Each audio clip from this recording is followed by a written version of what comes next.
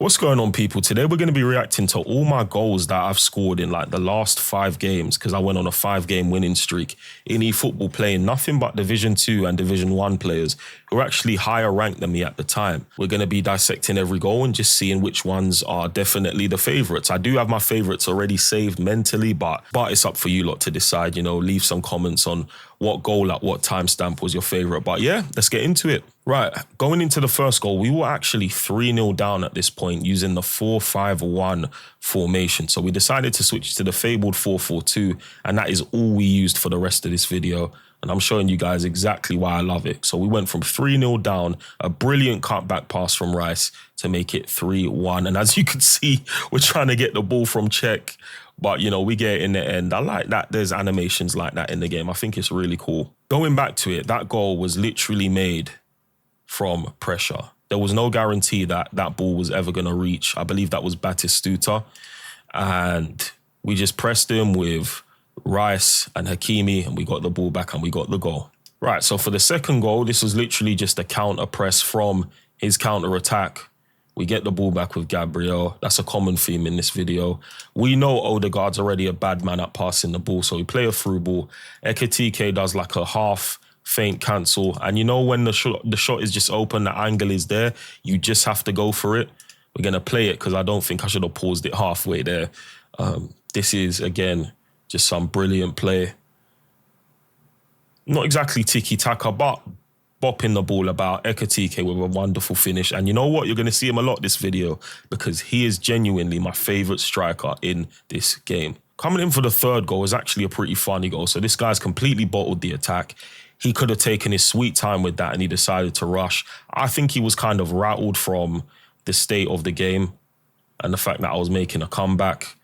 Brilliant football there. We went for the cross and it ended up in the back of the net. Now, some could say that's DDA, some could say that's scripting. Either way, we started this with the 4-5-1, and once we switched to the 4-4-2, we were able to sweetly come back into the game. And I thought it was thoroughly deserved. That was a really fun comeback, and I knew from the first goal that was at least going to equalise. So funny thing about the next game is that my OBS wasn't recording because I had run out of storage and I didn't even realise. I've, of course, checked this right after I've scored a goal 5 minutes in with Messi. I can't remember the goal, unfortunately, but we've still got some more goals to commentate on, so let's have a look. Again, the theme of a lot of these goals is that you're going to see that we picked the ball up from an opponent's attack and done really well to bring the ball forward. As you can see, Odegaard, even on his right foot, is just a terrific passer. Really good orchestrator. The pass before the pass. And unfortunately, good ball into Ekitike there, but, you know, it went all the way to Marcelo. Marcelo crossed it to Ekitike anyway, and we made it 2-0. Now, again, from an opponent's attack, we did have a really good counter-attack here. Nearly spilled the ball, nearly gave it back. I was not intending to play that to Roberto Carlos, but some really nice play here, really nice general play. Again, we know Odegaard is a bad man at passing the ball. And we get through with Ekitike, saves it, but Marcelo's there for the rebound. Marcelo played a massive part at left mid, I'm not going to lie. For some reason, he's a better left mid than Vini, than Mbappe. I don't understand it. Maybe it's because he's left-footed, but yeah. For this final action of the game, I can't necessarily call it a goal, but this was what initiated the rage quit. Beautiful double touch past O'Reilly with Yamal. We were running through and Rijkaard couldn't handle him. I wasn't entirely sure whether or not it was a penalty, but it wasn't the tackle. It was the body check, like in front of him, not side by side. He was in front of Yamal at this point, which is probably why the penalty gets given there, and that initiated the rage quit for this guy. After that, he was done. Now, coming up is my favourite game of the lot. Again, most of these highlights are coming from my opponent trying to attack or counter-attack from a set piece, or me just attacking in general. Again, people don't take their time in this game, and that's why they end up conceding the goals they do. I wanted to play it straight to Messi, but I knew Rice had that phenomenal pass. Look at that. So with Yamal, we did the pass before the pass. We've triggered the run. It's all about timing here, man. We got a triangle that's formed here. Play it to Rice.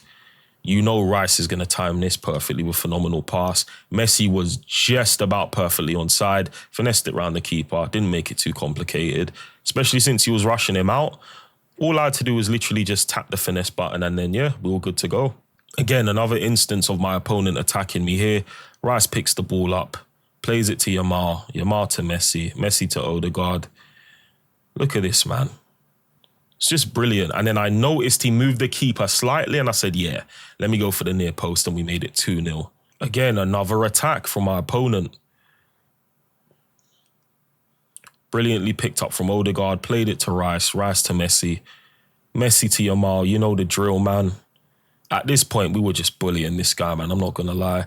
Cut back. You know the centre-backs aren't good at defending it. It's a little bit OP in this game. Ekitike makes it 4-0. Sorry, Ekitike made it 3-0. Again, another instance from an opponent's kind of counter-press, counter-attack on me. Roberto Carlos does well to pick the ball up.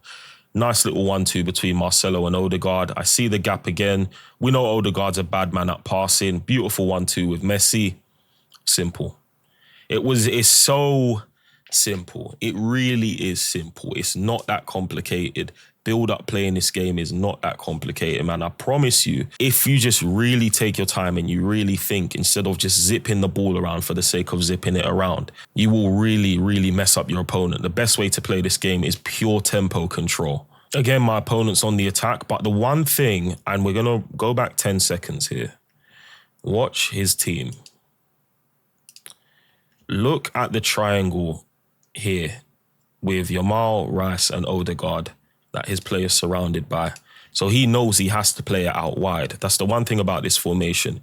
It forces people to play out wide a lot. If you notice, a lot of my opponent's attacks are coming from that left channel or right channel, mainly left channel, because the midfield setup with Yamal also roaming a bit inside rather than as a touchline winger, it pressures the opponent to only play on the wings. And again, Hakimi's there, one of the best right backs in the game, attacking and defending, absolutely brilliant.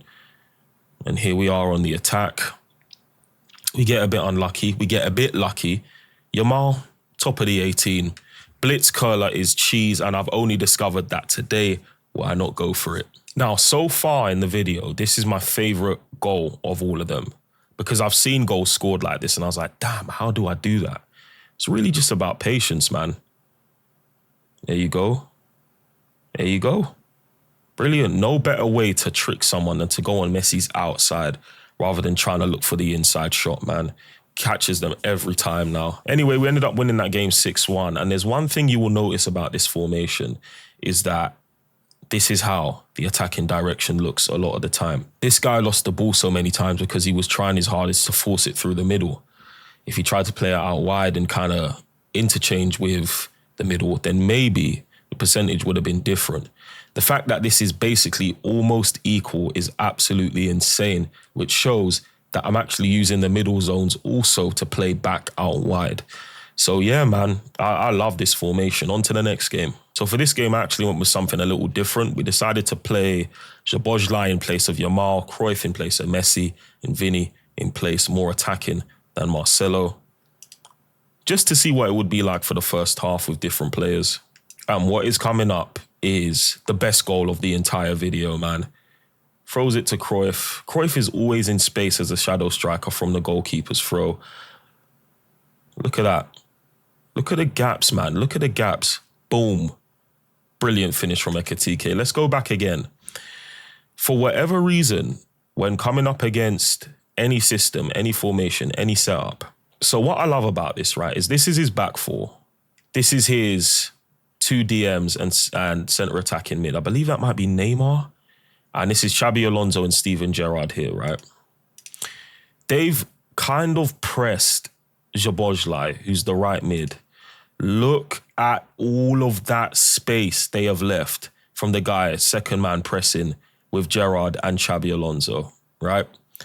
Rice is here. Odegaard has all this space for me to play the ball into if I want. And of course we do. And again, they have not progressed. Why? Because his Gerrard has committed to Szoboszlai, who's going nowhere. And we have got this perfect triangle set up. As you've seen earlier in the video, this formation has a tendency to find a triangle with nobody here. It's absolutely mental. Again, we keep the same triangle. There's a player involved now. We play it to Ekitike. Ekitike's got the space because Dean Huijsen's been dragged out of position. You know what's coming already, man. Brilliant, brilliant goal. To be able to form triangles through the middle with that 4-4-2 setup is priceless. I think if I had Cruyff and Ekitike as both centre forwards and Cruyff wasn't a shadow striker, I wouldn't be able to pull something like that off. But all of that was orchestrated from Cruyff receiving the long ball from the keeper and dragging one of the DMs out wide alongside Szoboszlai. You wouldn't think I was facing a double DM pivot, but I was. Again, there's just space. There's always space. So I was already pretty confident going into the second half. I knew if I brought on the big hitters, that was it. Like, it was over. And you're about to see what happened in the second half. So here we have a bit of a weird one. I immediately knew as I misplaced that pass and the keeper got the ball. Look, I'm already sprinting at the guy's player with Yamal because I know 100% that's what he was going for. Took a little while, but we get the finesse and the goal is guaranteed.